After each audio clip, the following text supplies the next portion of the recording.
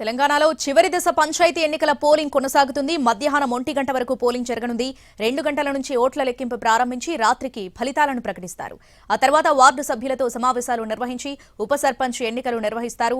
మూడో దశ ఎన్నికల కోసం 182 మండలాల్లో మొత్తం 4159 గ్రామ పంచాయతీలకు నోటిఫికేషన్ వెలువడగా అందులో 11 సర్పంచ్ పదవులకు నామినేషన్లు దాఖలు కాలేదు. 394 పదవులు ఏకగ్రీవమయ్యాయి. 2 గ్రామ పంచాయతీల్లో ఎన్నికలపై న్యాయస్థానం స్టే విధించింది. మిగిలిన 3752 సర్పంచ్ పదవులకు 12652 మంది పోటీ చేస్తున్నారు. 36452 వార్డుల ఎన్నికలకు నోటిఫికేషన్ రాగా 116కి నామినేషన్లు దాఖలు కాలేదు. 7908 ఏకగ్రీవమయ్యాయి. 18 వార్డులలో ఎన్నికలపై న్యాయస్థానం స్టే విధించింది.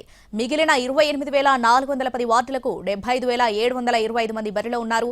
మొత్తం 53,06,000 మంది 36,452 పోలింగ్ కేంద్రాల్లో ఓటు హక్కును వినియోగించుకోనున్నారు.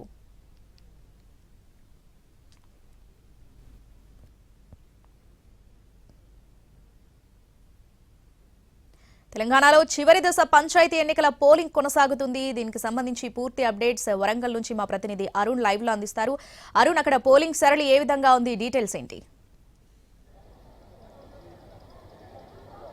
శ్రావణి, తుది దశ పోలింగ్ సంబంధించినటువంటి పంచాయతీ ఎన్నికల్లో చాలా ఉత్సాహంగా ఓటర్లు వాళ్ళు ఓటు హక్కు వినియోగించుకునేందుకు వస్తున్నారు. మరొక వైపు ఎవరైతే వృద్ధులు ఉంటారో వాళ్ళు పోలింగ్ బూత్ లోపలికి, స్కూల్ చాలా లోపలికి ఉంది, గేట్ నుంచి లోపలికి రావడానికి ఇబ్బంది తలెత్తుతున్న నేపథ్యంలో వృద్ధులకి లోపలికి తీసుకొచ్చేలాగా ఇక్కడ వాళ్ళకి ప్రత్యేకమైన ఆటోల ద్వారా లోపలికి పంపిస్తున్నటువంటి ఏర్పాట్లు చేయడం ఎలక్షన్ ఆఫీసర్లు, మరొక వైపు వీల్ చైర్లో వచ్చిన వాళ్ళని కూడా లోపలికి వెళ్లేలాగా ఏర్పాటు చేసినటువంటి నేపథ్యంలో వృద్ధులు కానీ లేదంటే నడవలేని వాళ్ళు వీల్ చైర్ ద్వారా ర్యాంపుల ద్వారా వచ్చి ఓటు వేసుకునేలాగా ఏర్పాటు చేసిన నేపథ్యంలో చాలా మంది తమ ఓటు హక్కు వినియోగించుకోవడం కోసం వస్తున్నారు. వృద్ధులు అలాగే మిగిలిన వాళ్ళు పైకి వెళ్ళలేని వాళ్ళందరూ కూడా వాళ్ళకి ఫెసిలిటీస్ కల్పించిన నేపథ్యంలో చాలా మంది ఈసారి ఓటు హక్కు వినియోగించుకోవాలనుకున్నారు. గ్రామాల యూనిట్ గా జరుగుతున్నటువంటి ఈ ఎన్నికల నేపథ్యంలో 85% పైగానే రెండు తొలి దశలో అలాగే మలి దశలో జరిగినటువంటి ఎన్నికల్లో దాదాపు 85% గ్రామస్తులందరూ కూడా తమ ఓటు హక్కును వినియోగించుకున్నారు. మూడో దశలోనూ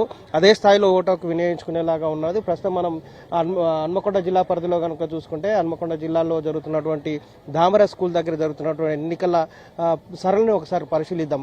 ఈ గ్రామంలో 3500 ఓట్లుంటే 3500 మందికి సంబంధించినటువంటి 13 వార్డులను డివైడ్ చేశారు. ప్రతి వార్డులోనూ క్యూ లైన్ లో ఉన్నారు. ఉదయమే 1 గంట వరకే జరుగుతున్నటువంటి నేపథ్యంలో 7 గంటల నుంచి ప్రారంభమై 1 గంట వరకే అయిపోతుంది కాబట్టి తమ ఓటు హక్కు 1 గంట లోపు వేసుకోవాలనే ఉద్దేశంతో చాలా మంది క్యూ లైన్ లో వెయిట్ చేస్తున్నటువంటి దృశ్యాలు కెమెరామెన్ బాజీ చూపిస్తున్నటువంటి పరిస్థితి కనిపిస్తుంది. ఉమ్మడి వరంగల్ జిల్లా వ్యాప్తంగా మొత్తంగా 564 గ్రామ పంచాయతీలకు మూడో దశలో ఎన్నికలు జరుగుతున్నాయి. అందులో 34 గ్రామ పంచాయతీలకు ఏకగ్రీవంగా 530 గ్రామ పంచాయతీలకు సంబంధించినటువంటి ఎన్నికల నిర్వహణ కావాల్సినటువంటి అధికారులు ఏర్పాటు చేయడం జరిగింది. ఉమ్మడి వరంగల్ జిల్లాలో మహబూబాబాద్, ములుగు, దాంతోపాటు భూపాలపల్లిలో కొంచెం మావోయిస్టు ప్రభావిత ప్రాంతమైనటువంటి ఇంటీరియర్ ప్రాంతంలో ఎన్నికలు ఈ మూడో దశలో కొనసాగుతున్నాయి. హన్మకొండ, జనగామ, వరంగల్కి సంబంధించినటువంటి ప్రాంతంలో ఎక్కడ పెద్దగా సమస్యాత్మకమైనటువంటి ప్రాంతాలు లేవు. అక్కడ పీస్ఫుల్ గా ఎన్నికలు జరుగుతాయనే ఉద్దేశంతో అధికారులు అన్ని ఏర్పాటు చేశారు. అక్కడ కూడా సవ్యంగా జరిగేలాగా ఏర్పాటు చేయడం జరిగింది. మొత్తంగా ఈ ఎన్నికల్లో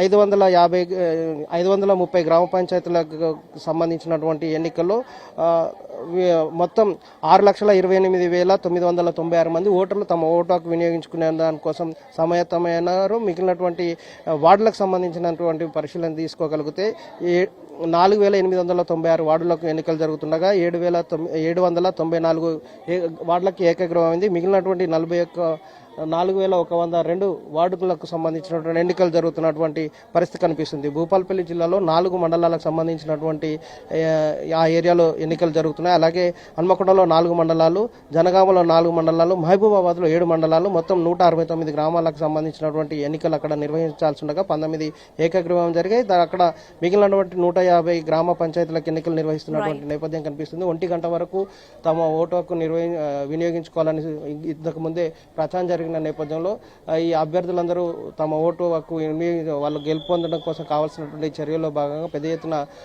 మోటివేట్ చేసి తీసుకొచ్చినటువంటి నేపథ్యంలో చాలా మంది తమ ఓటు హక్కు వినియోగించుకోవడం కోసం ఉదయం 7 గంటలకే పోలింగ్ బూత్లకు చేరుకున్నటువంటి పరిస్థితి కనిపిస్తుంది. 1 గంట వరకు ఎన్నికల ప్రక్రియ కొనసాగుతుంది. ఆ తర్వాత 2 గంటల నుంచి లంచ్ తర్వాత 2 గంటల నుంచి కౌంటింగ్ ప్రక్రియ ప్రారంభమై సాయంత్రం ఈ రోజే ఫలితాలు వెల్లడించేలాగా ఏర్పాట్లు అయితే జరిగాయి. ఇక్కడ ఎలాంటి అవాంఛనీయ ఘటనలు జరగకుండా ప్రశాంత వాతావరణంలో ఉమ్మడి వరంగల్ జిల్లా వ్యాప్తంగా ఎన్నికలు తుడి